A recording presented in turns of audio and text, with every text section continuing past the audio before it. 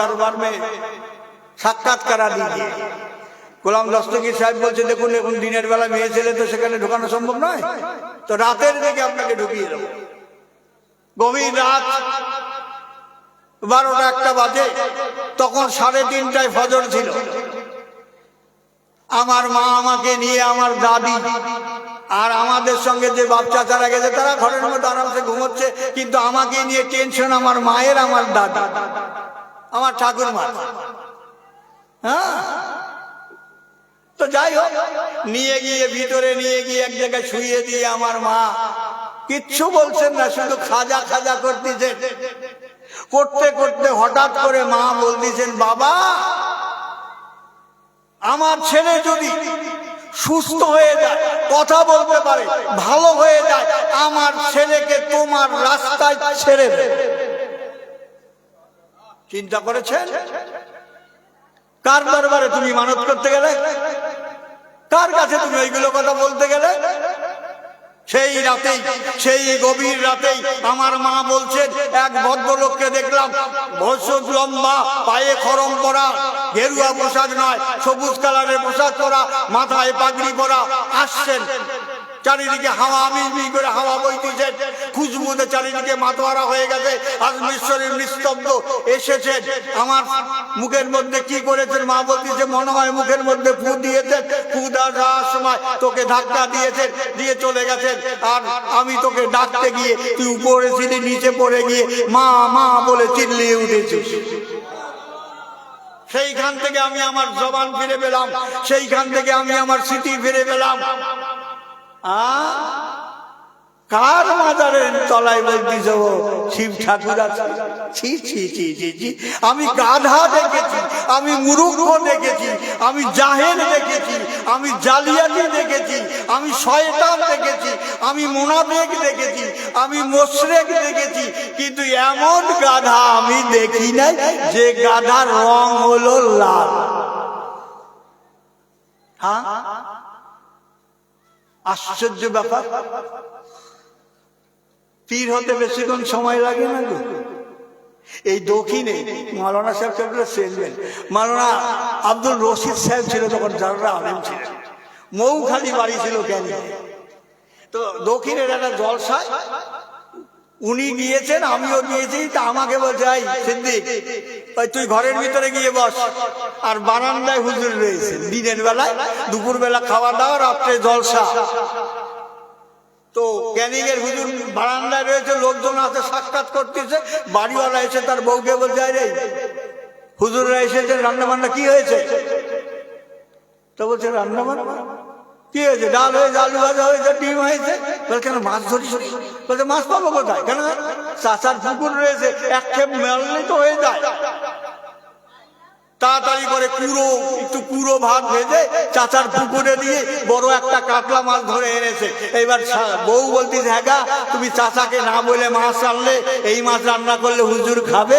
আমি ঘরের ভিতরে বসে বসে শুনতে পাচ্ছি এরা স্বামী স্ত্রী এই কথাগুলো আলোচনা করছে।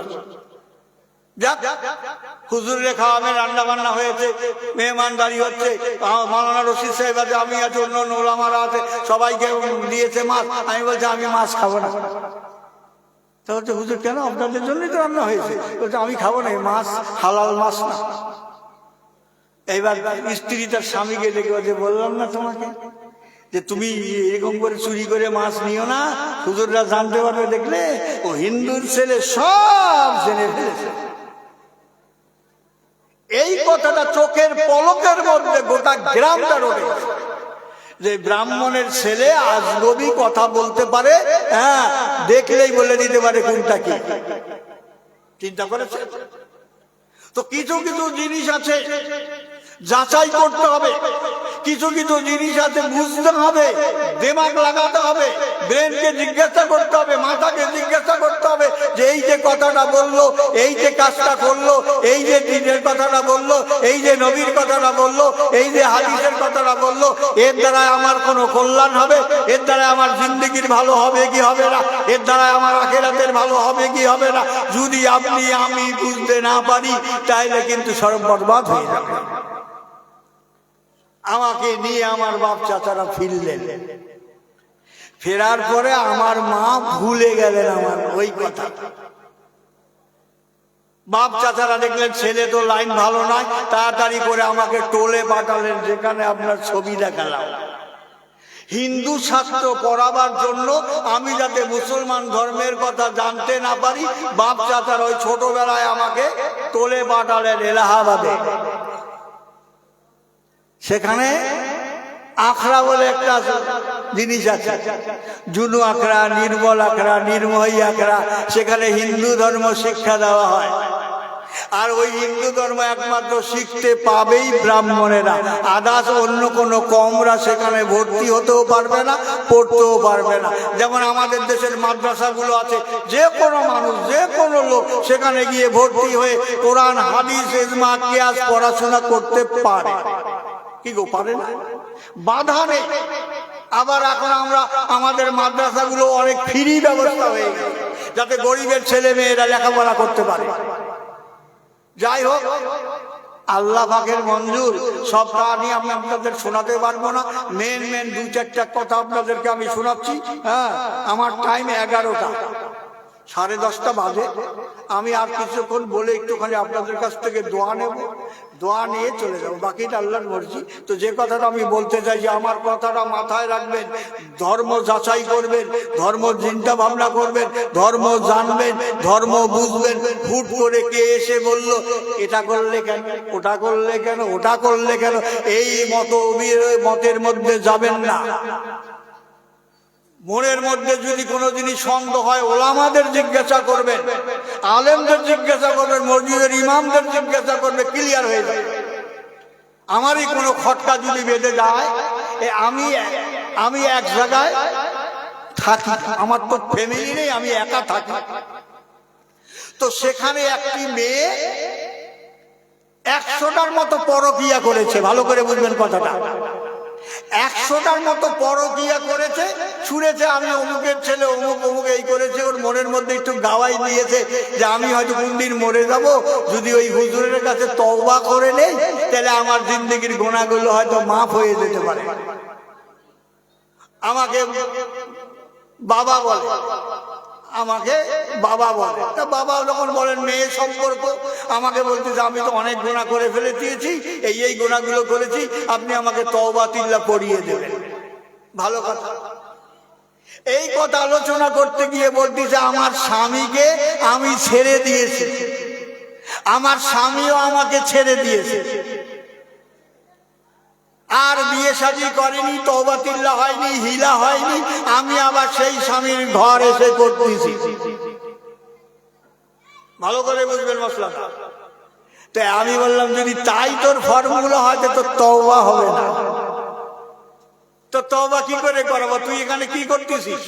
তুই বিয়ে করেছিলি, তোর স্বামীকে তুই ছেড়ে দিয়েছিস, তোর স্বামীও তোকে ছেড়ে দিয়েছে, তারপরে তোর আর বিয়ে শাদী হয়, আবার তুই সেই ছেলের কাছে এসে স্বামীর মতো করে থাকতেছিস, খাচ্ছিস, তোদের হিলাও হয়নি, তোদের বিয়েও হয়নি, তোরা এইভাবে চলতেছিস। যতক্ষণ পর্যন্ত তোদের হিলা না হবে, ততক্ষণ পর্যন্ত তোকে তওবা পড়ানো যাবে না। এই অবস্থায় যদি মরে যাস, আল্লাহ জিজ্ঞাসাও করবে না কি করে এসেছিস। তবে তুই যদি বলিস, তাহলে আমি ওলামা হযরতদের সঙ্গে কথা বলি, যারা মুফতি আছেন তাদের সঙ্গে কথা বলি, তোর বিয়েটা করিয়ে দেবো, হিলাটা করিয়ে দেবো। ব্যাস, এতেই গেলেন চোটে, এতেই গেলেন রেগে, ব্যাস দ্বন্দ্ব বেঁধে গেল আমার সঙ্গে, হয়ে গেল। এই কথাটা কি আমার বাবার কথা না আমার মায়ের কথা? আমার বাপ লিখেছে না আমার মা লিখেছে? হ্যাঁ, হক কথা বলতে গেলে কিন্তু আপনার বিপদ। কিন্তু আমি কি বিপদকে ভয় করি নাকি? আমি যে বিপদ ছেড়ে এসেছি, যেগুলো বাতিল জিনিস ছেড়ে এসেছি, আর তোমার এই বাতিলের কারণে আমি মেনে নেব? তুমি কি করে ভাবলে তুমি আমাকে 10টা চোখ দেখাবে, আমি এক রাতে আমার আল্লাহকে বলে দেবো? তুমি আমাকে গাল দেবে, আমি আল্লাহকে বলে দেবো? আমার তো মালিক রয়েছে। আমি তো অন্ধ আল্লাহর ইবাদত করি না, যে আল্লাহ তার বান্দাকে দেখতে পায় না, যে আল্লাহ তার বান্দার কথা শুনতে পায় না, অমন আল্লাহর ইবাদত আমি করি না। কারণ আমি জানি আমি ওগুলো ছেড়ে এসেছি। আমার ঠাকুরমা কালীঘাটে পুজো দিতে যাবে, পুজোর থালাটা আমার হাতে দিয়েছে, আপেল আছে, কলা আছে, শেখালু আছে, এটা আছে, সেটা আছে। মন্দিরের সামনে গিয়ে বুড়ি বলতে দে থালা দে, এবার প্রসাদ গুলো কি করলো, প্রসাদ খিদে লেগেছে খেয়ে ফেলেছি। ও মাটির ঠাকুরকে দিলে কি খাবে? ও আমি বল, আমি তো আমরা দাঁড়িয়ে আছি তোর মাথার সামনে, এবার বল তোর কি অসুবিধা, এবার তুই বল আমাকে। হ্যাঁ গো, নামাজ যখন পড়ি সেজদা আল্লাহর চরণে দেই না, আল্লাহর সামনে দাঁড়িয়েছে, এটা ভাবি না আমরা? না ভাবলে তো নামাজ হবে না, বুখারী শরীফে রাখে। তাহাজ্জুদের সময় গভীর রাতে সমস্ত দরজা বন্ধ, সমস্ত অফিস বন্ধ, কোর্ট কাচারি বন্ধ, রে বান্দা সব বন্ধ হয়ে গেছে। বান্দা আমি আমার স্পেশাল দরজা খুলে দিয়েছি, জান্নাত খুলে দিয়েছি, আমার রহমতের দরবার খুলে দিয়েছি, আমার নিয়ামতের দরবার খুলে দিয়েছি, আমি রিজেকের দরবার খুলে দিয়েছি, সমস্ত দরবার খুলে দিয়েছি। রে বান্দা আয় আমার দরবারে আয়, আমার কাছে গুনাহের জন্য তওবা কর, আমি মাফ করে দেব। তোর রিজেক নেই, আমি রিজেক বাড়িয়ে দেব। অসুস্থ আছিস, আমি সুস্থতা দান করব। বিপদে পড়ে আছিস, বিপদ থেকে উদ্ধার করব। আমার আল্লাহ সপ্তম আসমান হইতে প্রথম আসমানে আসেন, বান্দাকে ডেকে ডেকে বলেন, ওরে বান্দা তোর মনের কথা বলি আমার কাছে খুলে বল। চিন্তা করেছেন? তাইলে সেই আল্লাহকে ছাড়া আমি কাকে গিয়ে বলবো? আমাকে রাস্তার মধ্যে ছেলে ফেলেরা ধরেছে, দাঁড়া, আমি কি বলছিস? বলছে মহাদেবের মন্দিরটা ভেঙে গেছে, তো নতুন করে তৈরি করতেছি, চাঁদা দেন। আমি যে কত? তো তখনকার 50 টাকা চেয়েছে। আমি 50 টাকা আমাকে বলছে, আমি দেব। মহাদেবের বাপের নাম বলতে পারলে 50 টাকা দেব। তাও একজন বলতে যে মহাদেবের নাম হলো ভোলেনাথ, তোর বাপের নাম টেনে একটা আমরা দেবো, ও যার নাম মহাদেব তার নামই ভোলেনাথ। আরেকজন বলছে না না শঙ্কর শঙ্কর, আমি যার নাম ভোলেনাথ তার নামই শঙ্কর। একজন আরেকজনকে গিয়ে বলছে যে আরে মহাদেবের বাপের নাম কি রে? তো ঠাকুরকে জিজ্ঞেস, তো ঠাকুরকে বলছে ঠাকুর সেই শিব ঠাকুরের বাপের নাম কি? বলছে বাংলামি করছো, শিব ঠাকুরের বাপের নাম কি? তো আমার কথা বেড়া যায়, আপনি যদি আপনার পূর্ব পরিচয় দিতে না পারেন, আমার আল্লাহ আগেই আমাদের পরিচয় দিয়ে দিয়েছে। কুলহু আল্লাহু আহাদের মধ্যে কি গো, আল্লাহর পরিচয় দেয়নি আল্লাহ? আল্লাহ কি, আল্লাহর বংশ আছে কিনা, আল্লাহর ছেলে মেয়ে আছে কিনা, আল্লাহ কারো মুখবর্তী কিনা, এই কথাগুলো আল্লাহ কুলহু আল্লাহু আহাদের মধ্যে প্রমাণ করে দেয়নি? তাহলে আমার আল্লাহ পরিচয় দিলেন, আল্লাহর পরিচয়। তুমি মহাদেবের পরিচয় দাও, বিষ্ণুর পরিচয় দাও। রাম রাম করে পাগল হলে হীরেন্দ্র চট্টোপাধ্যায় পুরীর দরবার কেতাবের মধ্যে, রাধা কমল চট্টোপাধ্যায় জাগো হিন্দু জাগো কেতাবের মধ্যে বললেন রাম বিয়ে করেছেন সীতাকে, কিন্তু উপপত্নী ছিল 200। আমরা 4টা বিয়ে করলে বলতে ওই দেখেছো হুজুর 4টা করেছে, আর উপপত্নী রাখলে তোমাদের দোষ হয় না, আমরা বিয়ে করলে দোষ হয়। এই যে আমাদের ছেলেরা মেয়েরা প্রেম ভালোবাসা করতেছে, আমি মেয়েদেরকে বলি ভালোবাসা করো, কিন্তু সরাসরি বিয়ের প্রস্তাব দাও। কেউ যদি তোমাকে প্রপোজ করে ফুল দিয়ে হোক, ক্যাডবেরি দিয়ে হোক, যা কিছু দিয়ে হোক, প্রথম বলো তুমি যদি আমাকে বিয়ে করো এসো, দুইজনে মিলে আগে কাজী অফিসে বিয়ের কাজটা সেরে নেই, তারপরে আমরা প্রেম করব। তার মজাই আলাদা। আমার যখন বিয়ে হলো, আমার বউয়ের বয়স কত হবে?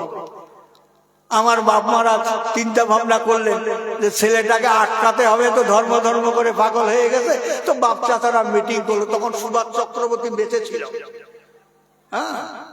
তো সুভাষ চক্রবর্তী বেঁচে ছিল আমার পিসির ছেলে। তো যাই হোক, বোম্বে থেকে মিঠুন আসলো, সুভাষ কাকু ছিল, তারপরে আরো আত্মীয় স্বজন যারা ছিল, আমার অন্যান্য চাচারা কাকারা যারা ছিল, সবাই বসে মিটিং করলো যে ছেলেটা তো ধর্ম করে পাগল হচ্ছে, মুসলিম ধর্ম নেবে, কি করা যায়।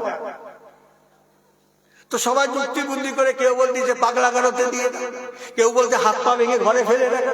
মিঠুন বলছে না বড়দা, আমার বাবা বড়, বলছে না বড়দা এক কাজ করো, ওকে আমাকে দিয়ে দাও, আমি বোম্বে নিয়ে যাই, ফিল্ম জগতে ঢুকিয়ে দেবো। তো বাবা বলছে না রে, ও যে চালাক, ও তুই বাড়িতে থাকবি না, ও শুটিং ফুটিং এ চলে যাবে, ও সে ট্রেন ধরে সোজা বাড়ি চলে যাবে, হবে না, আর জুগিতে বাড়ি আটকাতে পারবে না। তো যাই হোক, শেষ পর্যন্ত সিদ্ধান্ত নিল যে সুন্দরী মেয়ে দেখে বিয়ে দিয়ে দাও।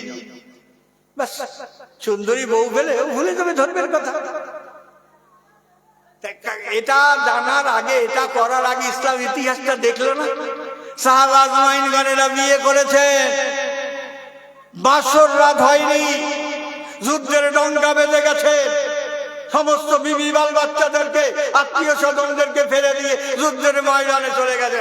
হানজালা বিয়ের পরে বাসর করেছেন, বাসর করার পরে ওই অবস্থায় গোসল না করে আল্লাহর নবীর যুদ্ধের ডঙ্কা বেজেছে, তার খেয়াল ছিল না, দেশে বাসর ঘর করেছে, চলে গেছে যুদ্ধের ময়দানে হানজালা। ইসলাম ইতিহাসগুলো তারা জানে না। তা আমার বাচ্চা তারা মনে করছে বিয়ে দিয়ে দিতে পারলে ও ধর্মের কথা ভুলে যাবে। খোঁজ মেয়ে খোঁজ, খুঁজে খুঁজে খুঁজে খুঁজে শান্তিপুর মায়াপুর বলে একটা জায়গা আছে, যেখানে হিন্দুদের সব থেকে টপ র্যাঙ্কের মন্দির আছে ইস্কন, সেই এলাকার থেকে একটা মায়াপুরের মেয়ে তারা পছন্দ করল। মেয়েটার বয়স কত হবে, ওই 12-13 এরকম, খালি গায়ে হাফ প্যান্ট পরে মাঠে ছাগল চড়াতে গিয়েছে। ওদের ছাগল আছে, সেই ছাগলগুলো মাঠে নিয়ে গেছে। এবার আমার মা, আমি, আমার কাকিমারা সবাই দেখতে গিয়েছে। এখন দেখতে গিয়ে মেয়েটাকে দেখে এনেছে, মেয়েটা জানে না যে তাকে দেখতে এসেছে, তার বিয়ে হবে। দেখি খালি গায়ে একটা চামালা প্যান্ট, তখন চামালা প্যান্ট ছিল, আপনারা দেখেছেন কিনা জানি না, যারা পরেছেন তারাই জানেন। সে চামালা প্যান্ট পরে ছাগলের দড়ি হাতে করে নিয়ে ছাগলগুলো ছেড়ে দিয়েছে, মাঠে খাবে, এ বাড়ি এসেছে।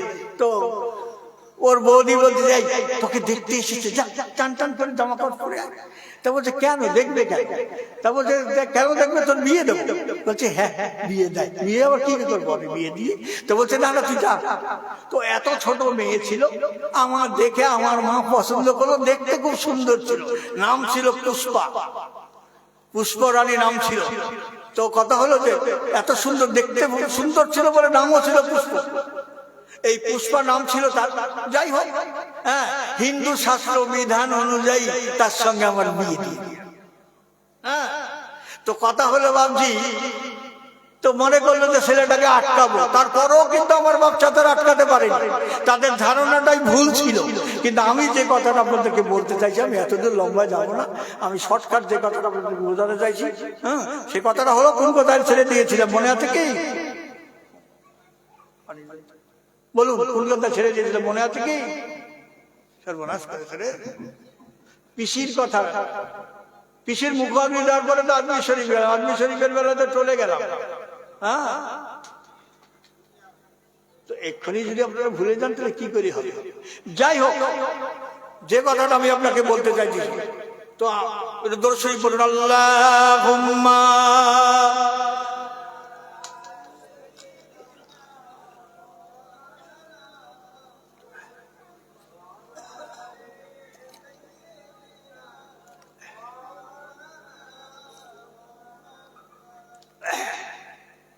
ওই তালাকের মশলাটার কথা বলছি, যে তালাকটা এরকম ভুল ত্রুটি আমাদের মধ্যে যদি থাকে তো সংশোধন করে নেবেন, তা না হলে যা খাবেন 40 দিনের ইবাদত শেষ। হারাম ঘরের কাজে যদি আপনি খান, কারণ তার বিয়ে, স্বামী তালাক, নিজে তালাক দিয়েছে, আর বিয়ে শাদী করেনি, হিলা করেনি, ওইভাবে মেলামেশা করে চলছে। ওর মেলামেশায় যদি বাচ্চা হয় তাহলে জারজ সন্তান হবে। বসিরহাটে আল্লামা হুজুর কেবলা তার ফতোয়া কিতাবে আমিনিয়ার মধ্যে ঘোষণা করে দিয়েছে। তো ব্রাদার ইসলাম, তো কথা হলো এই কথাটা বলতে গিয়ে তার সঙ্গে আমার দ্বন্দ্ব বেঁধে গেল। কেন বলবে, কেন বলবে আমাকে? আমি যা খুশি তাই করবো, তার বলার কি দরকার? আরে তার বলার কি দরকার? মানে এক মুসলমান মুখে দাঁড়িয়ে সিগারেট খাচ্ছে বাসের মধ্যে, টান দিয়ে সিগারেটটাকে নিয়ে ফেলে দিয়ে এরকম করে দুমড়ে দিয়েছি, খালি আমার মুখের দিকে তাকিয়েছে। আর শোনো, আমাকে চেনো? কলকাতার টপ র্যাঙ্কের মাস্টার ছিলাম আমি, রাজু চক্রবর্তী, সেই লোক তো আমি। তুমি এই যে যেভাবে সিগারেট বিড়ি খাচ্ছ বাসের মধ্যে, এক অন্যায়। তার মধ্যে চেহারাটা তোমার মুসলিম চেহারা, মুখ ভর্তি দাঁড়িয়ে বিড়ি খাচ্ছ। এই চলতি গাড়ি থেকে কিন্তু ধাক্কা মেরে কিন্তু ফেলে দেবো, চেনো না আমাকে? আমার ফেসটা আল্লাহ এক পিসি তৈরি করেছে, দেখে রাখো। হ্যাঁ, তারপরে বন্ধ করে দিয়েছেন আল্লাহ, এরকম মডেল আর তৈরি করবে না। বয়স আমার কম হয়নি, চুলদারি সাদা হয়ে গেছে।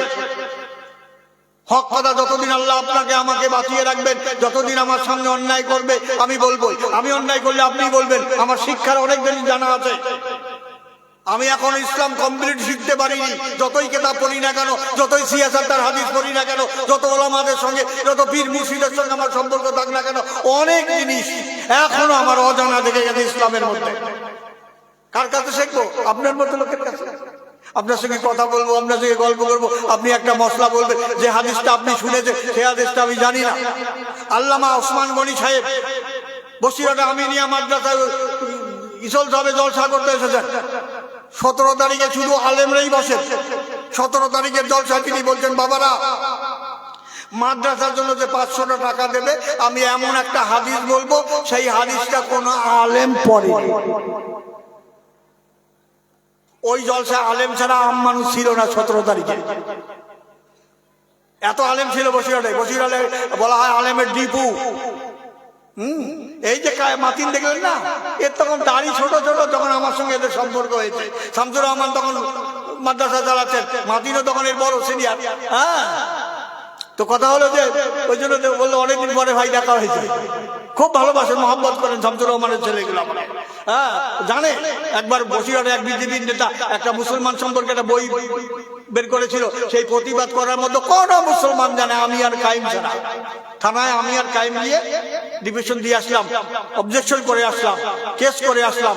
এই বই যদি আবার বাজারে বিক্রি করেছে তো তাকে ধরে কিন্তু আমাকে দেখে রাখুন, ও কাইম কিছু করবে না, আমি কলকাতা হারাম করে দেবো, কলকাতায় যেতে দেবো না। তো যাই হোক, তারপরে বইটা ব্যান্ড হয়ে গেল। তো কথা হলো যে শোনেন, আলেমদেরকে ভালোবাসবেন, আল্লাহ আপনাকে ভালোবাসবেন। আলেমের ভিতরে কি আছে আলেম বুঝবে, আমার বোঝার দরকার নেই। আলেম অন্যায় করবে, আপনি গুনাহ করলে যে গুনাহ হবে, আমি গুনাহ করলে সে একই তো গুনাহ। আপনি নামাজ পড়লে যে নেকি পাবে, আমি নামাজ পড়লে তো সেই নেকি পাবো। হ্যাঁ, আপনার যে আল্লাহ, আমারও তো সেই আল্লাহ না, আলাদা আলাদা আল্লাহ। আমার মা সকাল উঠে বলি, ওম তুলসী নমস্তুতে রূপানং ভগবান, ওম শঙ্করচূড় রূপানং ভগবান, দেবায় নমস্তুতে। মা বলছে এক ঘটি জল এনে 7টা পাক করো, কি করে তুলসীর চরণে জল দিই। ও আল্লাহ, ঘরের ভিতরে গিয়ে দেখি ঠাকুর দাদা বলছে ওম নমঃ শিবায়ম, ওম নমঃ শিবায়ম। আমি যাই গুরু, ওদিকে তোর বৌমা বলতেছে ওম তুলসী নমস্তুতে, এখানে তুই বলতিস ওম নমঃ শিবায় নমঃ। তো বলছে ও ওই ঠাকুরের পুজো করে, আমি এই ঠাকুরের পুজো করি। আর একটা বাড়িতে যদি 14টা ঠাকুর হয়, কে কাকে সামলাবে? ব্রাদার ইসলাম, এর জন্য বলতে চাইছি আমি যে কথাটা আপনাদের সামনে বলতে চাইতেছি, সে কথাটা হলো একজন। এই একজন ধরার আগে দেখবেন তার সুপার পাওয়ার আছে কি না। আমার আল্লাহ শুধু কি বলে, কোন শব্দটা ব্যবহার করে, তাই না? আমার আল্লাহ বলে কোন, ব্যাস এইটুকুই আমার আল্লাহ হয়ে গেল। আল্লাহ বারবার করে মুসাকে বলেছে, মুসা আমার সঙ্গে তোমার সাক্ষাৎ হবে না, দেখা হবে না। মুসা এমন খেজো নবী ছিল, মুসার মতো খেজো নবী আর নবী ছিল না। যত নবী এসেছে মুসার মতো খেজো নবী কেউ ছিল।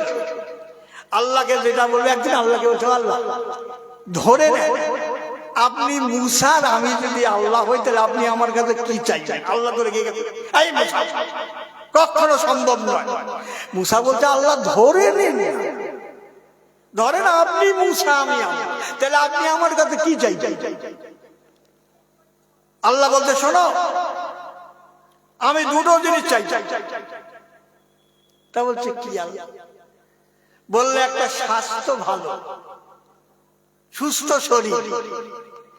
শরীর সুস্থ না থাকলে কিন্তু ইবাদতে মজা আসে না, আছে গো। কোমরে ব্যথা, পিঠের ব্যথা, হাঁটুর ব্যথা, নামাজ পড়তে ভালো লাগবে বলেন আপনি? এর জন্য আল্লাহর নবী বলেছেন, আল্লাহ বলতে বান্দারে যুবক বয়সে যে সেজদা দিল, যুবক বয়সে যে সেজদা দিল, এখানে মসজিদে সেজদা দিল, আমার আল্লাহ বলতেছেন আমার আরশ কাঁপতে শুরু করে দিল।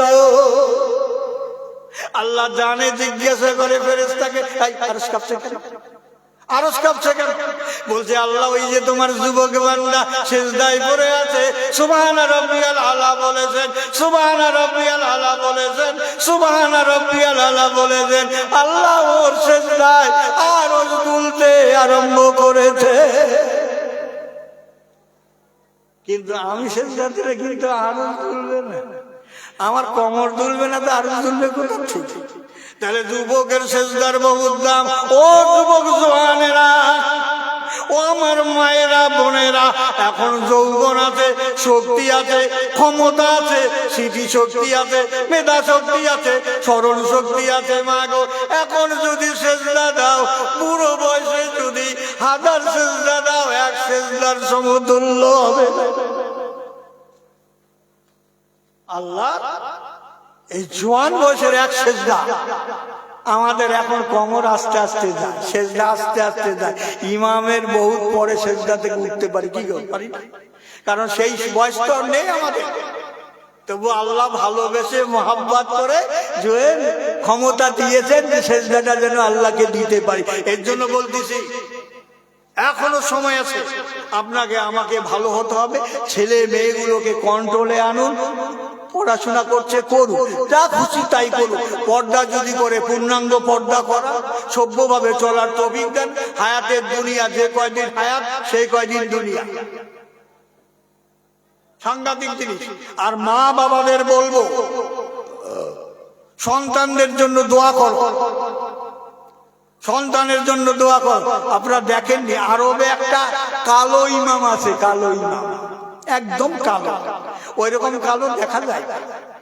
তো ওর মা, উনি এক ইন্টারভিউতে, লন্ডন একটা ইন্টারভিউতে বলতেছে যে হুজুর আপনি কাবা শরীফের ইমাম কি করে? বলছে আমার মায়ের বরদোয়া। বলছে আমার মায়ের বরদোয়া, আমি এত বদমাশ ছিলাম বলার মতো না। আমার মা বলতো, আল্লাহ আমার ওই ছেলেকে তুমি হেদায়েত দাও আর কাবা ঘরের ইমাম বানিয়ে দাও।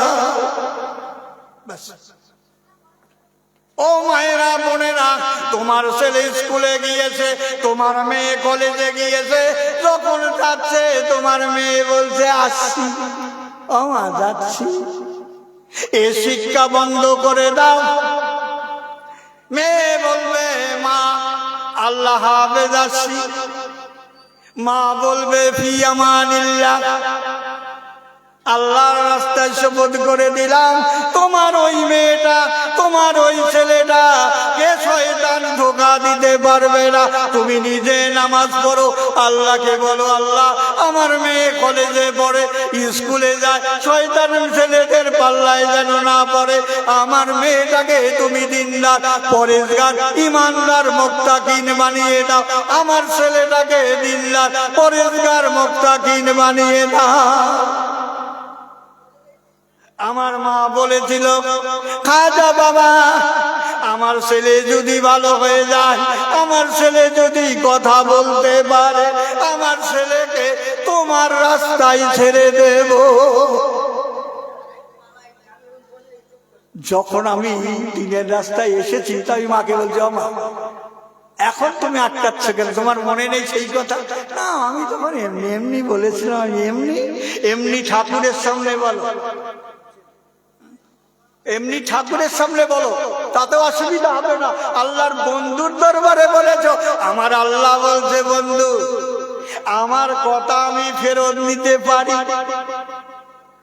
আমার আল্লাহ নির্ধারিত করেছেন ঘটক পুকুরে সকালবেলা আল্লাহ গজব দেবেন, আল্লাহ নির্ধারিত হয়ে গেছে। ওই রাতে আল্লাহর বন্ধু তাহাজ্জুদের নামাজে বলছে, আল্লাহ ঘটকটাকে তুমি বালা মুসিবত থেকে দূর করে দিও, আপদ বিপদ থেকে উদ্ধার করে দিও। ঘটক পুকুরে হিন্দু মুসলমানকে আল্লাহ তুমি ভালো রেখে দিও। কথা কয় রকম হলো? হ্যাঁ গো, কথা কয় রকম হলো? দুরকম হলো। আল্লাহ নির্ধারিত করেছেন গজব আসবে, আল্লাহর বন্ধু বলছে আল্লাহ এখানে বালা মুসিবত দিও না, গজব দিও না। আল্লাহ বলছে বান্দারে আমার কথা আমি ফেরত নিতে পারি, আমার কথা আমি রদ করে দিতে পারি, আমার কথা আমি তুলে নিতে পারি, কিন্তু আমার বন্ধুর কথা আমি রদ করতে পারি।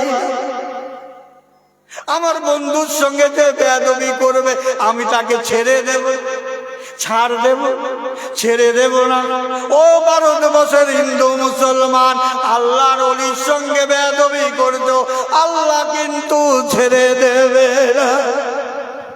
আমার ভয় হয় আজমিরে গজব না এসে যায়, আমার ভয় হয় যে গজব এসে যায় কি যায়। তো যে কথাটা আমি বলতে চাইছিলাম আপনাদের সামনে, তো আল্লাহ তো যাই হোক, তো চেষ্টা করেছেন আপ্রাণ আমাকে আটকাবার জন্য, পারে। আমার মাও চেষ্টা করেছে, শেষ পর্যন্ত আমার মা চলে গেলে মাথুরা মাচাং বাবার কাছে। নাম শুনেছেন, তখন রমরমা বাজার ছিল মাথুরার মাচাং বাবা। ও বেটা আবার মাচাং এর উপরে থাকে, গায়ে কাপড় থাকে, তার গায়ে কাপড় নেই। হিন্দুদের মধ্যে যে যত ন্যাংটা সে তত বড় বাবা।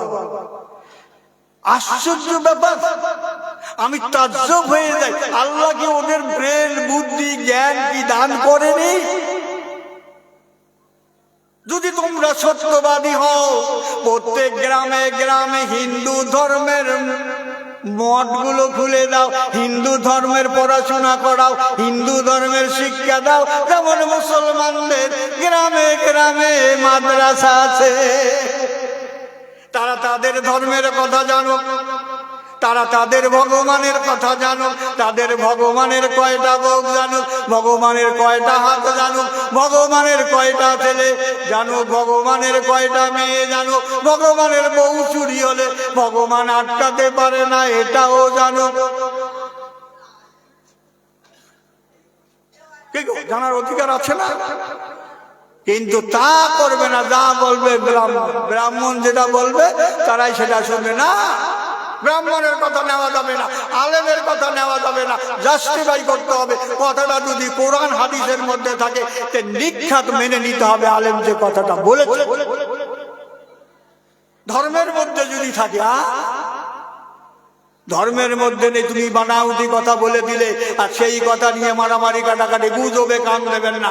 আর এখনকার বর্তমান ইউটিউবে ফেসবুকে কিছু কিছু ফেক জিনিস আসছে, আপনাদের নজরে আসছে, ওগুলোয় কান দেবে না। যেগুলো লিগে আমাদের ছেলেরা, আমাদের লোকেরা কত সুন্দর সুন্দর কথা, ওয়াজ নসিহতের কথা ইউটিউবের মধ্যে ছাড়তেছে, সেগুলোর মধ্যে আপনারা আগিয়ে যাবেন, লাইক করবেন, শেয়ার করবেন।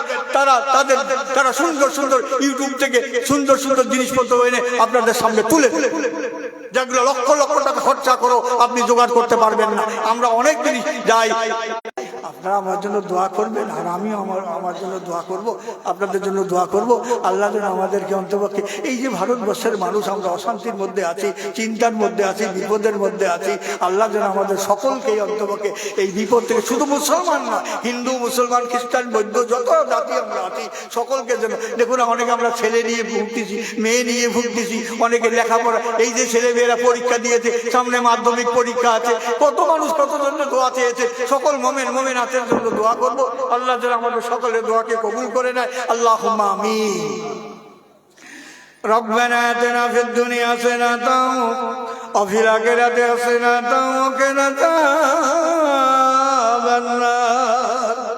ربنا ظلمنا أنفسنا وإن لم تغفر لنا وترحمنا لنكونن من الخاسرين ربنا لا تزغ قلوبنا بعد إذ هديتنا وهب لنا من لدنك رحمة إنك أنت الوهاب رب ارحمهما كما ربياني صغيرا رب ارحمهما كما ربياني صغيرا ربنا تقبل ربنا منا لا إله إلا أنت سبحانك إني كنت من الظالمين। মওলা মাবুদ খোদাবেন করিম পরওয়ারদিগারে আল্লাহ, গুনার বোঝা মাথায় লেগে গো আল্লাহ।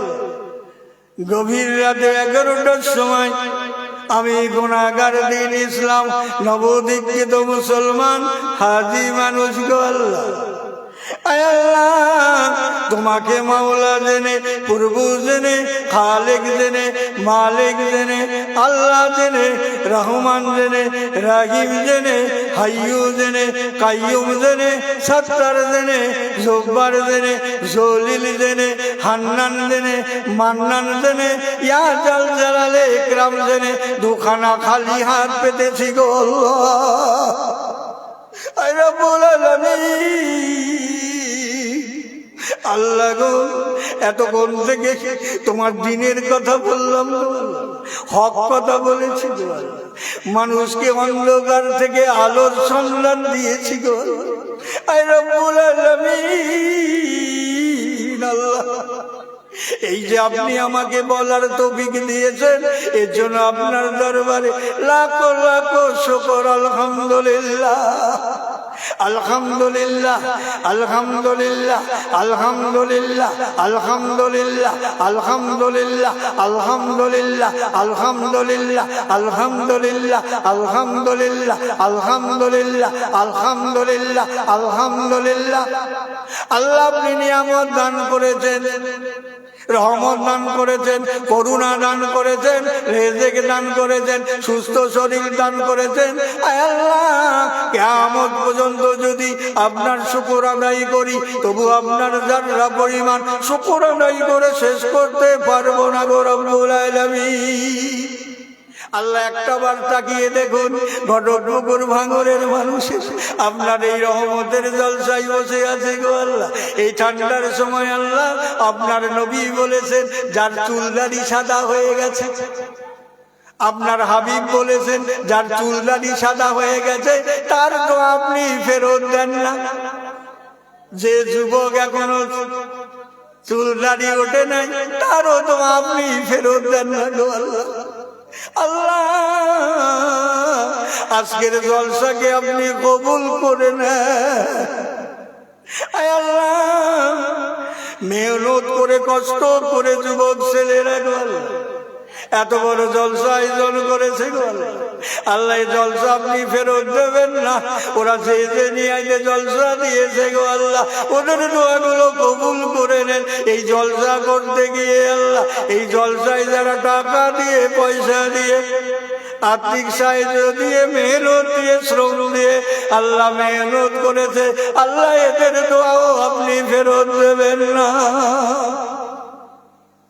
আল্লাহ, একটা বার তাকিয়ে দেখুন, জানি মেয়ে ছেলে, ভাই মেয়ে ছেলে আল্লাহ আছেন, সামনে বেটা ছেলেরা আছেন, ইউনিভার ভাইরা রয়েছেন, যারা দিনের খেদমত করছেন। আল্লাহ, সকলের দোয়াকে আল্লাহ আপনি কবুল করে নেন।